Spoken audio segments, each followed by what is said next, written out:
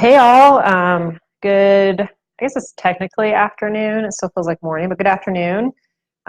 Today we're going to have a virtual tour of our modern shed and also talk about the subject less is more. This is a subject that we are really passionate about personally here at Porchlight Plans because we feel like spaces that really hold, work really well for families don't need to be large or wasteful if they're very high quality and connecting, to they have the proper adjacencies to the outdoors and to other living spaces. Um, so one thing that we've noticed lately, especially this year, is customers are really shocked to learn the price of new construction. When we moved to Lawrence, I thought we would be able to build a house for like, you know, $60,000 or something super cheap. And we were shocked to learn, even in the middle of the country where you would assume it would be the most affordable, it's still quite expensive. So here we're seeing prices starting at $150 a square foot, which I think the modern shed here could be built for. And then on the West Coast, where we work as well, we see the same house coming in at closer to $250 and $300 a square foot. So a lot of our customers are just really experiencing some sticker shock and starting to reconsider how large of a home they actually need. And that's a really interesting trend. If you start to look at just the home, the residential design and needs throughout the last 120 years, you can start to map these trends based on how the economy is performing, based on wartime and depression. So for instance, at the turn of the 20th century, we were still building in the US very large stately homes, like the big Victorian homes you see that are so beautiful.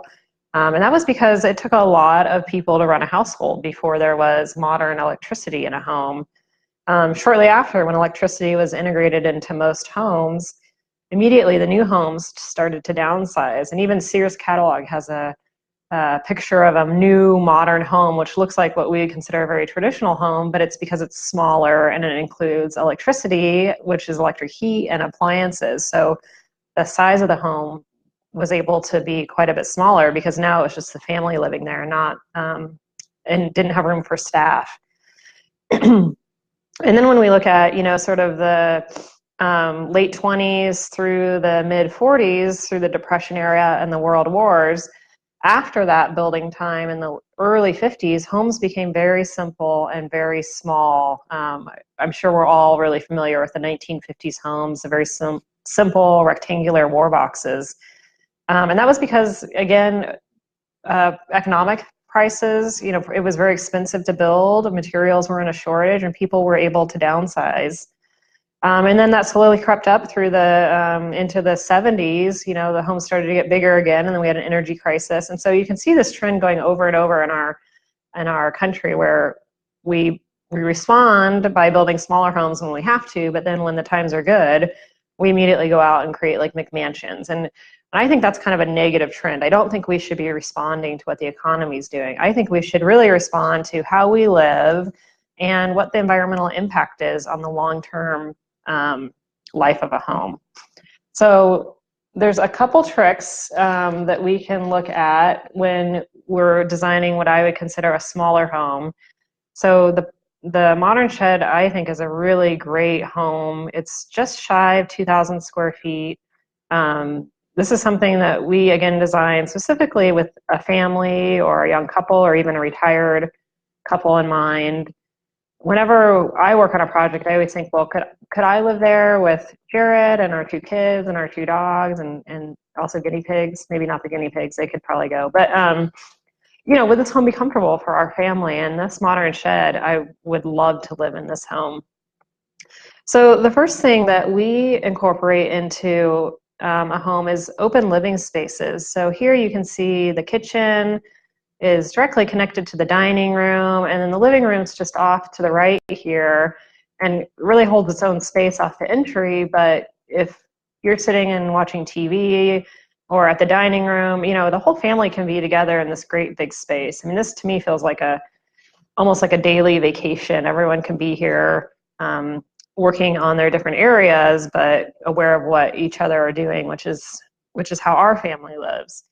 The second thing we love to do are high ceilings, and you can really maximize a smaller footprint if you have more volume. And in this home, the ceiling is a single slope, starting low at the kitchen and then going up higher to the living room and starting to capture that view, which leads into the third tip that we always add is large windows to maximize views when possible. So in our rendering here, we've got this really great sort of pastoral view outside, and so we're capturing that within the home. If this was more urban, though, you could see maybe having some of these windows very strategically placed to capture select views. But large windows that go almost floor to ceiling make the volume feel much larger and bring in that great natural light. A couple more features that we love when we sort of ask the question, could our families live here happily, is again that public versus private zoning. So I've mentioned a couple times, I don't think I'm the only one when I say like our house can be clean and then 5 minutes after the kids come home, it's like a total apocalypse. So if all I have to do is keep maybe this main area of the house like generally picked up, and the private areas like the bedrooms and the bathrooms are really not off limits to guests, but less inviting, that takes a huge stress off of me. I love having friends over last minute. I love neighbors coming over without planning. So this takes a lot of stress off my mind that nobody's going to walk into a pile of dirty laundry on our bed or unmade beds or kids' shoes everywhere. Who knows, like whatever happens in life, right? So we've got a guest powder room right off of the entry here. And again, now our guest doesn't have to use our kids' powder room, or bathroom, or my bathroom, which probably won't be, ready for the public at all waking hours. And then as we go through the home, the laundry room and pantry area. It's just right off the kitchen, but we've got a cool sliding barn door, so we can close that off anytime. And then as we move back down the hallway here, we've got, nice generous hallway, which is great for some gallery space. And then we've got two what I would call kid bedrooms or guest bedrooms here. Even these smaller rooms, these are just shy of 12 by 12, but they've got really nice generous closets, great sloped ceilings, and then large windows looking outside. And so if you didn't have this view, if you were in more of an urban setting, of course you could change the window configuration, but these elements make these rooms feel fantastic. And then at the very end of our home here, we have our master suite. And using the same elements, tall windows, sloped ceiling. This is not a huge room, but it feels really, really lovely. You've got room for a small chair, a dresser. You could even have the TV on the wall there.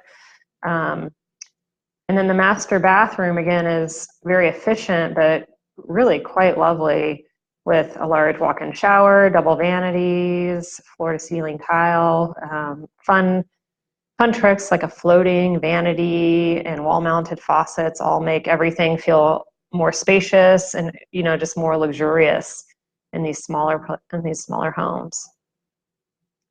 And then lastly, I don't know if we have the closet modeled, but we have a really pretty nice master closet.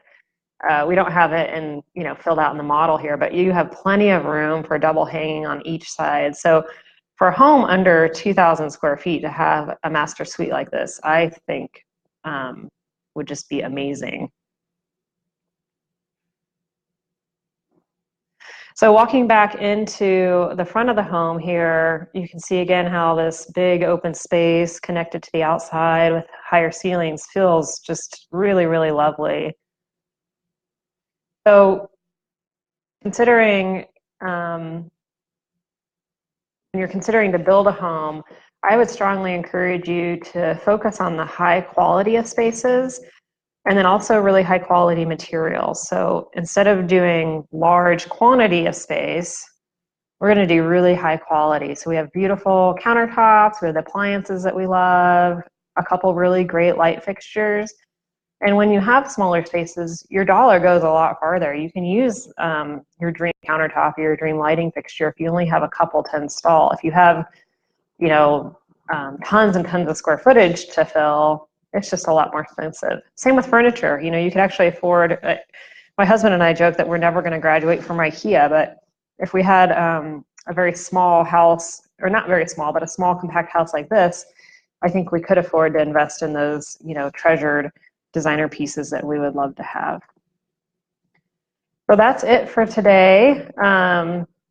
Friday, we're going to talk a little bit about our favorite materials and different products and stuff that we love for small living, items that are very high quality, yet sustainable and wear really well with families. And then also some of our favorite furniture, which can be, that's great for smaller spaces and also can, you know, act as double duty for storage and stuff. So tune in then, and we'll also have that on Pinterest. Thanks, guys.